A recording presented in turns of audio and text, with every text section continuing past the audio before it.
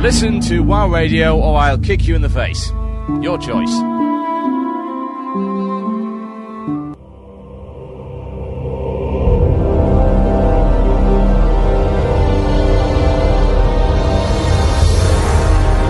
Yes, indeed, folks. The sounds of Emerald Sword with Rhapsody. Fantastic. This is, of course, Blue Please here on WoW Radio. Well, let's all go over. Yes, very, very good. And the other good feature introduced in, of course, this patch has been the Arathi Basin. Now, if you've been listening to Blue Please for the past few weeks, you will know that I was very hyped and psyched about this particular battleground, and I'm happy to say it did live up to my expectations. It's great. It's exceedingly well designed.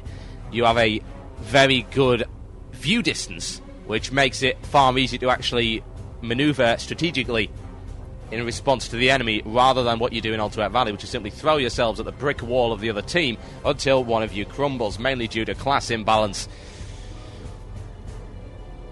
It is very well designed. It's always... you can never be certain that you're going to win, on the basis that it's quite easy to turn the tide, and we have turned the tide from time to time, turning it from a 4-1 loss to a 5-0 victory. It's very, very good indeed. I also like the way that it will never drag on for too long because of the inherently time-limited nature of the battleground itself. Those of you who don't know anything about the Arathi Basin haven't had a chance to try it. Each team basically has 2,000 possible resource points they can acquire. They acquire resource points by capturing the blacksmith, stables, lumber mill, mine and farm points on the map. To do this, they have to go up to the flag. They have to interact with the flag, which usually takes around 15 seconds. They then have to guard the flag and make sure it isn't taken back, which also takes 15 seconds before they gain control of that. And as such, the power-up and the graveyard. Now, the more you have, the more resources you get. It does not go up proportionally. It goes up in a very... Now, I can't remember what the word is. I'm sure I had the word in my head, but it's now disappeared. I can't remember what it is anyway. It increases in an exponential, that's the one, exponential fashion. And that is a very interesting way of doing things, because it makes it possible to completely turn the tide or sweep to victory in a very decisive manner. And what gets me about this battleground, really gets me about this battleground, is that people don't quit it. Now, this often happened in the Alterac Valley. If it wasn't going their way, you generally find that people would quit. I have never seen anyone quit the Arathi Basin yet. And that's because Blizzard have done the very smart thing of hanging a little carrot in front of people's faces by saying, the harder you fight, even if you lose, you'll still come out with honor. Yes, a very clever way of doing things. And it works. It definitely works. Now, people are still learning the tactics, and people can often be quite stupid. There is no need to send 10 people to one point to kill one paladin, I'm afraid. There isn't. There is no need to do it. However, people will still do it. And it seems they do have a similar attitude to the Alterac Valley strategy of, hey, look, there's a weakened player, quick, let's all try and get the killing blow on it and get some bonus honor. Unfortunately, if you play like that in the Arathi Basin, you're going to lose. It has to be said that I'm pleased that Arathi Basin can be influenced by small groups that are organised perhaps through TeamSpeak. It's not difficult to get a group together with your guild.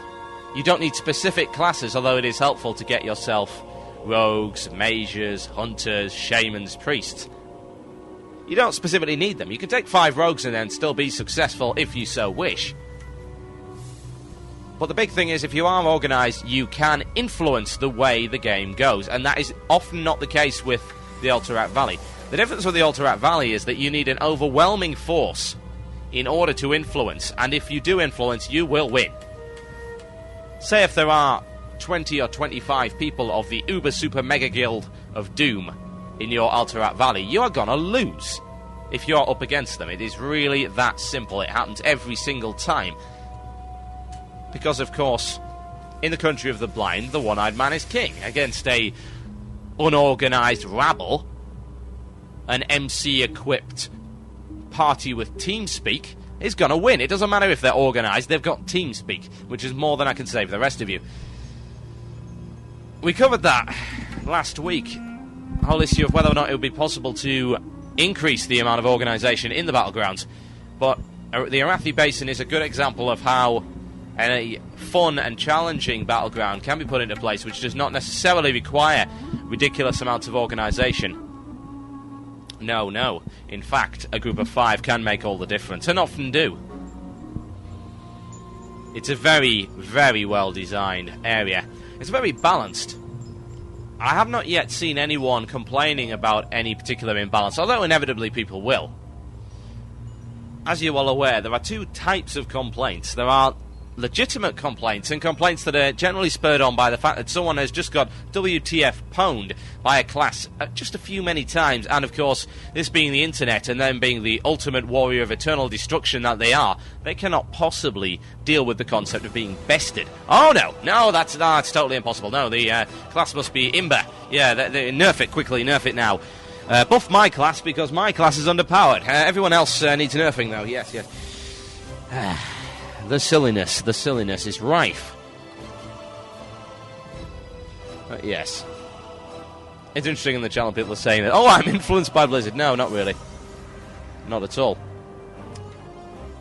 I've said it once, and I've said many times, and I will say it again in the future, that the only reason I'm playing this game is because I actually enjoy it. And I would hope the only reason you're playing the game is because you enjoy it as well.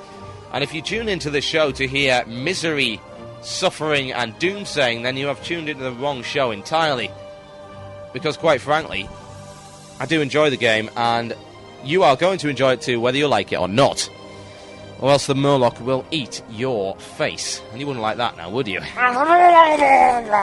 Highly unpleasant. So yes, it is a damn good battleground, and I'm very impressed with the way Blizzard has designed it. It does lack, again, there is no system of command tools, and even a so-called organised raid, quote-unquote, may not necessarily get very far. But still, it's a good battleground. It can be played with pickup groups or small groups from your guild, and you can be successful in it.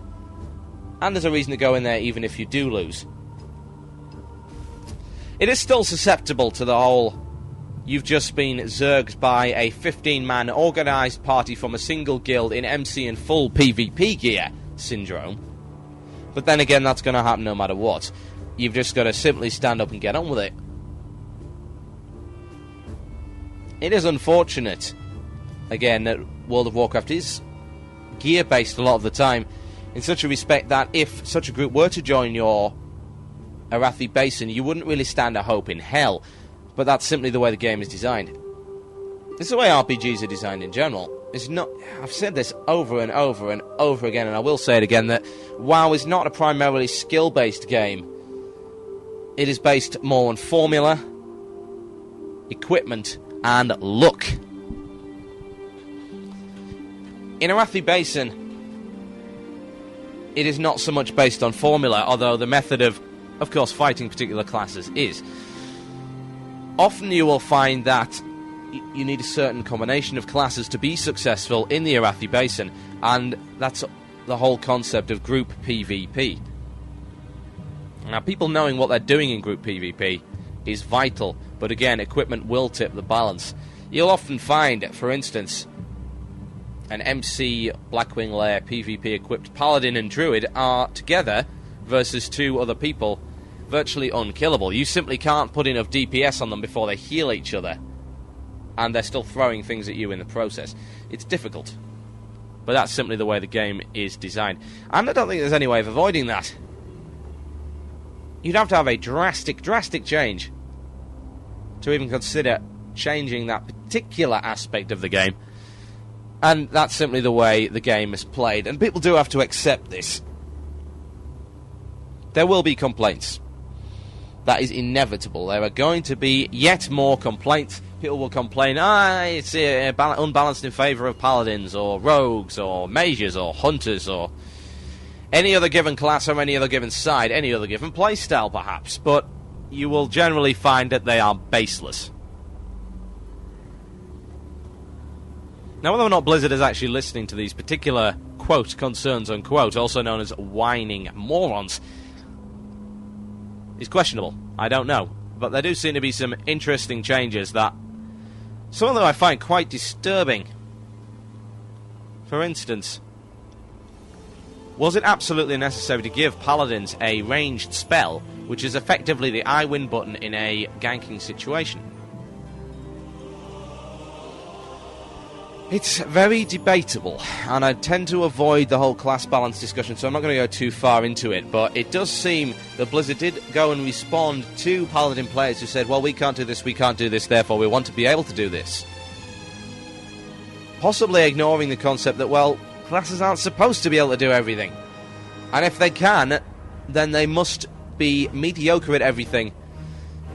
Jack of all trades, master of none. It's when you get a case of a class being able to do too much that you get cries to nerf. We don't want cries to nerf. I don't want to see this game turn into an endless balancing fest like other player versus player orientated, yes, balance is player versus player orientated, games such as PlanetSide that suffered from the same thing. 2 years of constant balancing, and still people complained they could never get anything right for anybody. Now, in general, what you will find is that whiners will never be happy with anything. Ever. It doesn't matter if it's balanced or not. They're not going to be happy with it because they are God's gift to the game. And God's gift to the game can't possibly be killed. Oh no, that would be ridiculous. Therefore, we must nerf it.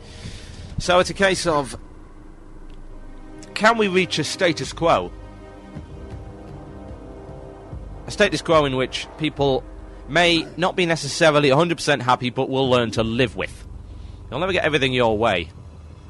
When it comes to PvP, and especially group PvP, which throws a hell of a lot of variables into the works, you will never be 100% balanced. Anyway, you're listening to Blue Please here on WoW Radio, and I think it's about time for a feature known as Ask the Murloc. Ask the Murloc. Yes, indeed. That time again. The Murloc has been in a very unpleasant mood this week. Possibly even more unpleasant than usual. And those who sent their questions in are sure to die horribly. Introducing the one and only Ask the Murloc.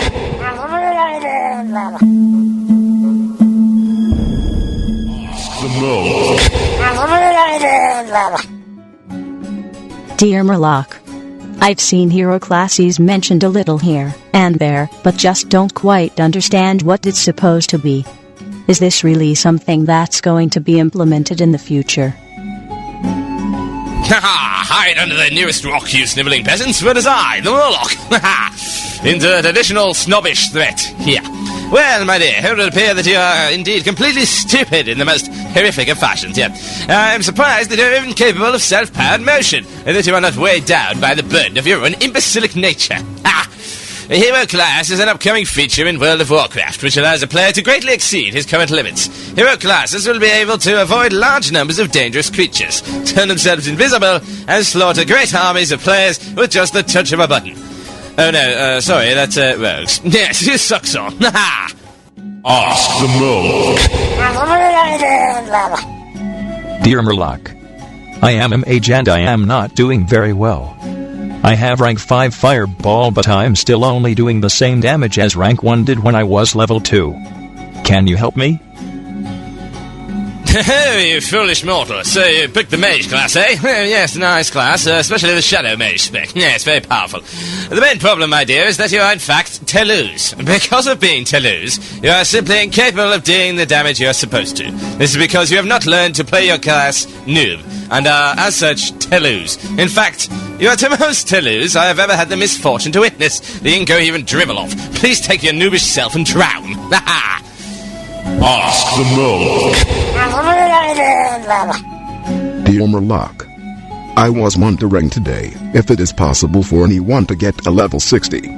I am not exactly an amazing gamer, but was thinking that I should be able to make it a level 60 eventually. Is that possible? No, I'm afraid only the privileged few are able to get to level 60. There is in fact only one guild in the game capable of getting a large enough group together to do that newfangled, Zulgura Braid dungeon. To get to level 60, you must purchase the ability from eBay. After doing so, you must sell Ragnaros, loot his corpse, and then play a wicked guitar solo on his head. Naturally, this is quite tricky, and as such you will never manage it because you are a dismal failure with no job prospect. Kindly remove yourself from the gene pool immediately for your own benefit. Now get out of my house, you snivelling little worms. The Murloc has important things to do. Ha ha! Ask the Murloc.